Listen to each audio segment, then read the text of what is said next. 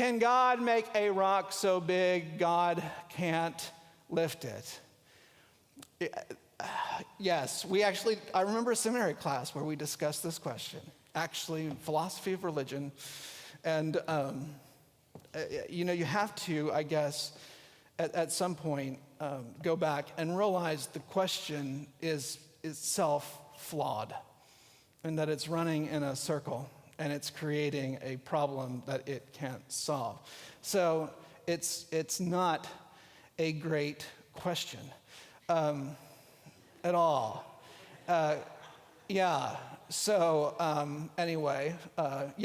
Maybe submit another question and see if you could do better. We're doing this for 2 more weeks. But it's a flawed question. Anytime, this is sort of a put God to the test question, right? If God is this, then do that. And that's a dangerous game to play. It is. And so I think all of us have been there at some point in our lives, like we'll be praying, maybe we're in desperate circumstances, maybe we're sick, maybe someone we love is going through a very difficult time, so there's some honest kind of forces at work. But we'll offer a prayer that's essentially a bargain. If you do this, God, I'll do that. And God is loving, gracious, kind, merciful, forgiving, all those things. But I also think that we have to remember that there is a hierarchy here. And God is number one and we are not. And so our prayers, while I think they need to be petitions and asking, I also think we have to, in our asking, do a couple of things. One, we have to recognize that we are not God. And so we will go with whatever God does. The second thing is, I think we have to listen as much as we speak. And sometimes I find when my head is in a place like this and I'm just telling God what God ought to do rather than really petitioning God for what God ought to do, what I find is that I do a lot of talking and very little listening. The disciples, if you read the gospel narratives, on occasion would get full of themselves. And they do things like tell Jesus, it's like, hey, Jesus, we have a request. I would really like to sit next to you in heaven. And then, my brother here, can he also sit on the other side? So we've got you boxed in. And I would have loved to have seen Jesus' expression on his face when he heard the disciples ask that. It would probably be the same as he would give to this question.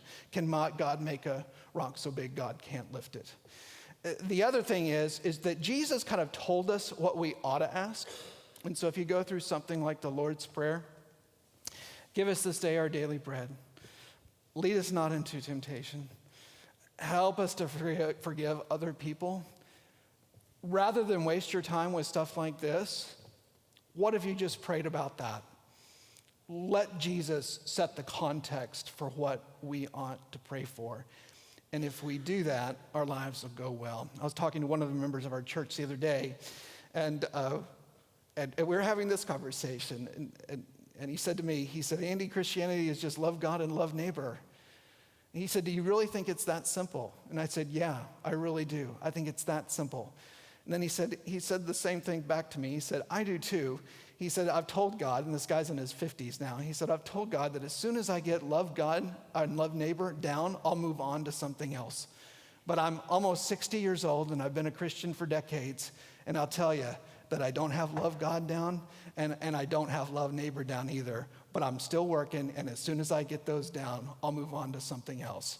So that might be the ultimate answer I give this guy. This question is fruitless, and so maybe let's pray about loving God and loving neighbor. Spend 6 months praying about that versus 6 months praying about this, and let's see who grows more in the meantime.